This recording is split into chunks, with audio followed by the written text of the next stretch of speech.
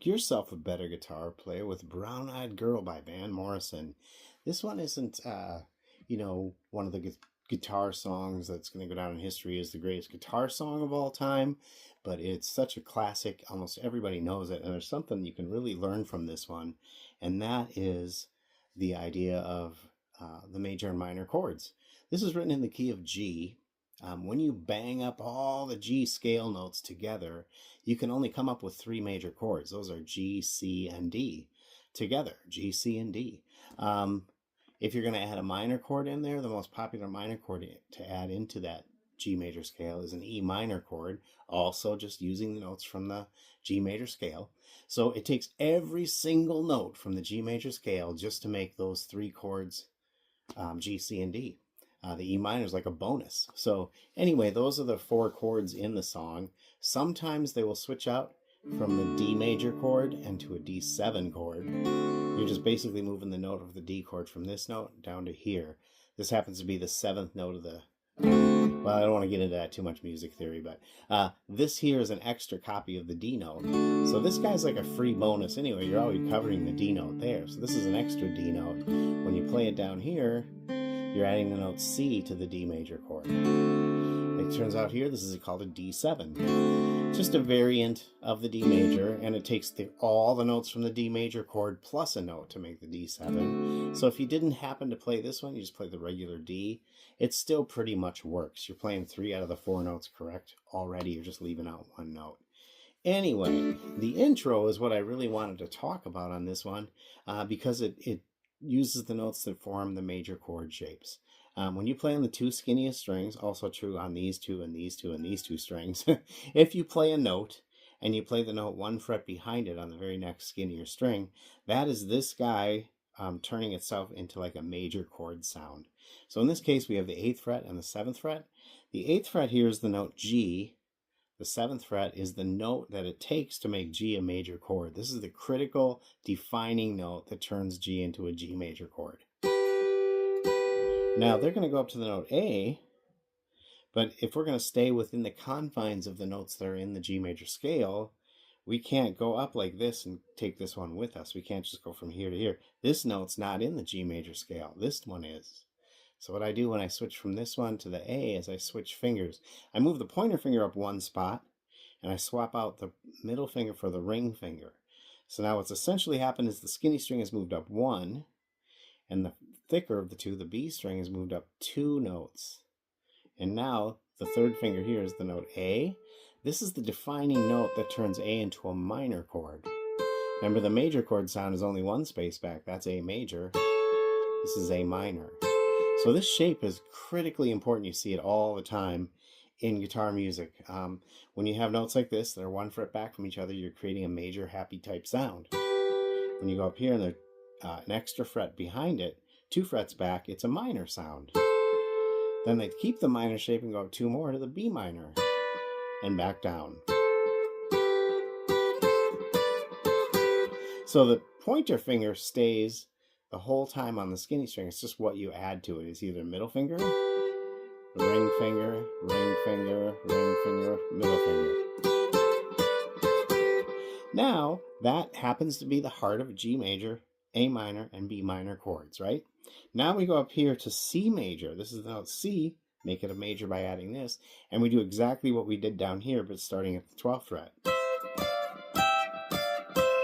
So it's C major to D minor, to E minor, back to D minor, and back to C major.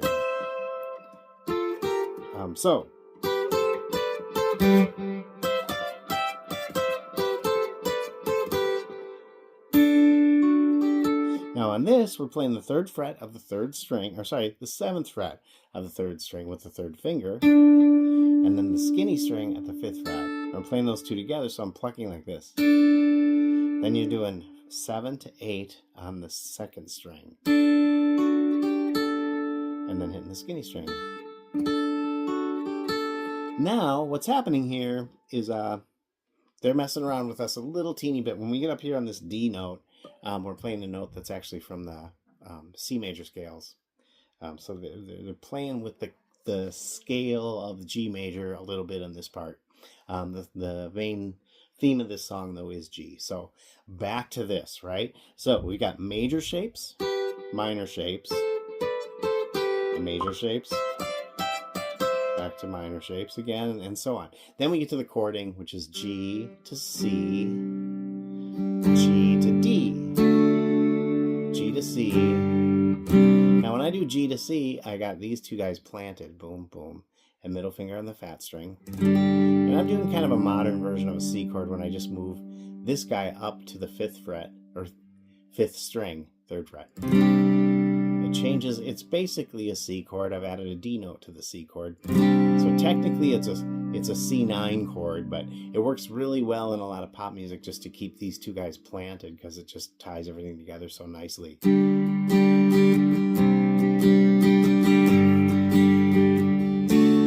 then we'll go to the D chord. Now the D chord, this guy is already in the right spot. When you go from these chord shapes, do never lift that guy up.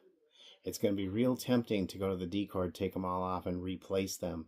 But it's really critical to be a better guitar player to keep practicing keeping this guy down. Now, between the G and C, you keep both these down. When you go to the D chord, keep this guy down and flip those into place. So I'm thinking of this too when I move these two into place. This is like one movement like that. I don't think of one note and then another. I try to move them both and land them both at the same time. And this guy's, like I said, already in place, so don't move him, right? Now,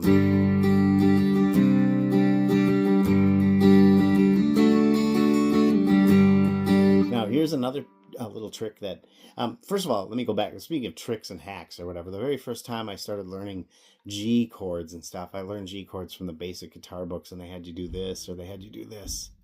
It was really a difficult fingering, big stretches, and it had the 2nd string open. So it was 3, 2, 0, 0, 0, and then 3 again. So it was like this.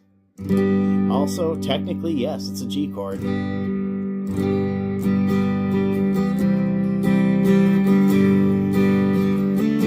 So when you're playing these G and C chords like this, you got to remember a G chord or a C chord, they're only 3-note chords, 3 different notes. If we're playing 6 strings, we have a lot of chances to double certain notes or double other certain notes, things like that.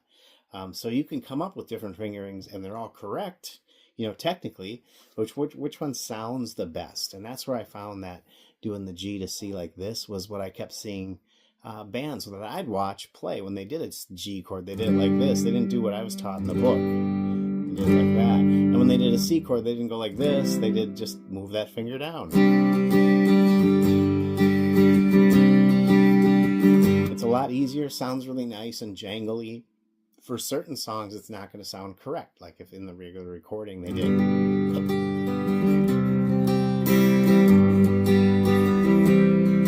Then it's real folk sounding to get those chords. These are more difficult fingerings to do that. Anyway, I hope this stuff helps and explains things a little bit. I'd appreciate knowing, though, what you're thinking about it, because that's my favorite part of all this is seeing your feedback. So I appreciate you leaving me some feedback, and be sure to like and subscribe. It helps the channel a lot, get this out to more people, and hopefully help more people play guitar.